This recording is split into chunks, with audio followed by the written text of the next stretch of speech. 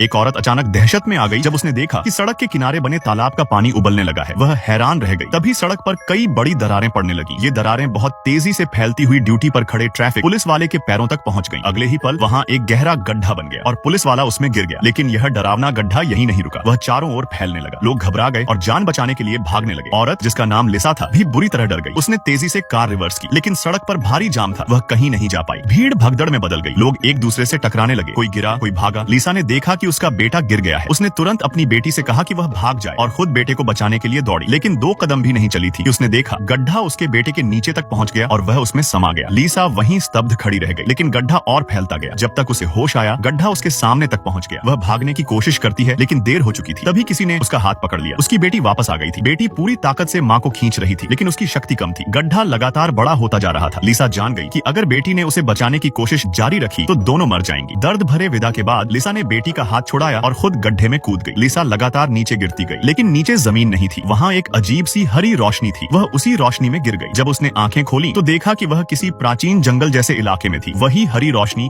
अब आसमान में तैर रही थी। लिसा को कुछ समझ नहीं आया, लेकिन उसका सबसे बड़ा मकसद था अपने बेटे को ढूंढना। उसने फोन निकाला, लेकिन वहाँ कोई सिग्नल नहीं था। वह चिंतित थी, पर रुक नहीं सकती थी। तभी उसे जंगल से धुआं उठता दिखा। वह तुरंत उस दिशा में दौड़ी। वहाँ पहुंची तो उसने देखा बहुत सारे लोग वहाँ इकट्ठे थे, जो उस गड्ढे में गिरकर यहाँ आए थे। उन्हीं में उसका बेटा भी था। माँ बेटे की मुलाकात में दोनों भावुक हो गए।